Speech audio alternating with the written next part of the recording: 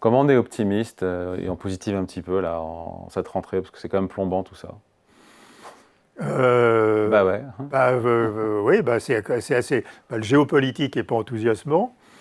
Les droits de douane, a priori, la guerre des droits de douane, c'est Les droits de douane, on ne sait pas ce qui qui va en advenir, parce qu'il y a la décision du tribunal fédéral. Ça, c'est vrai, ça. Donc je ne sais pas ce que la Cour suprême dira. Ça sera a priori au printemps 2026, que dira la Cour suprême. Oui, mais ça va. Oui, mais non, je crois que c'est plus vite que ça. Et bon, la Cour suprême doit se prononcer sur les.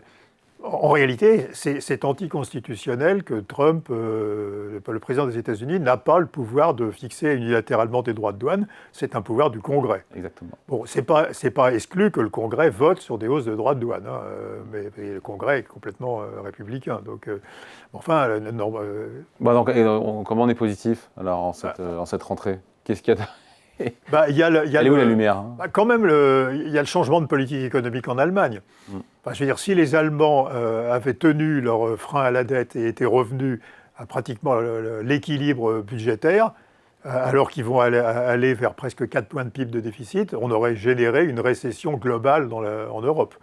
Et donc, alors, il ne faut pas surestimer l'effet du déficit allemand. À nouveau, c'est 3 à 4 dixièmes de croissance en Allemagne sur les prochaines années en plus. Et comme la croissance était négative en 2023 et 2024 et qu'elle est zéro cette année, ça met l'Allemagne à une croissance de 0,4 qui n'est pas formidable. Mais enfin, ça évite une récession globale de l'Europe, hein, ce changement. Donc ça, c'est positif. Et puis c'est difficile de trouver d'autres choses positives, quoi, parce qu'à nouveau, les bourses mondiales sont quand même à un niveau assez élevé. Mais oui, mais c'est complètement irrationnel. Enfin, je veux dire, j'ai remis une pièce dans la machine.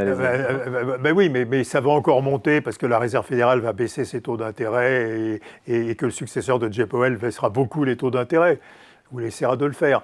Mais ça finira mal. Enfin, vous avez un PER sur le Nasdaq qui est 34.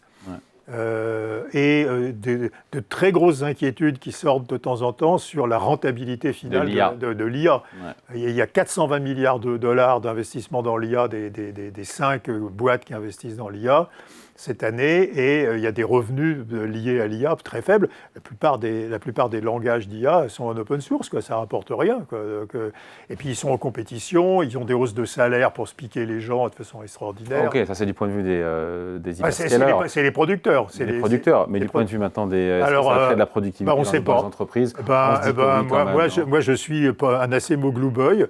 Et donc je pense que Daron Acemoglu a raison quand il dit que les effets positifs sur la productivité de l'IA seront très petits, parce qu'il y aura un effet local positif, mais il faut regarder les coûts de licenciement, les coûts de changement d'organisation des entreprises, les coûts de requalification, le coût de baisse en gamme d'un certain nombre d'emplois, parce que les gens qui sont liés, par exemple les codeurs moyens de gamme qui vont être licenciés, ils vont faire quoi?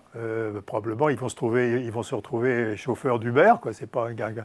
Et donc, il y a une énorme incertitude sur les effets, même sur la productivité de l'IA. Allez, merci beaucoup. Entretien avec Patrick Artus, conseiller économique, deuxième invité de la grande interview sur Boursorama. Merci Patrick. Merci David.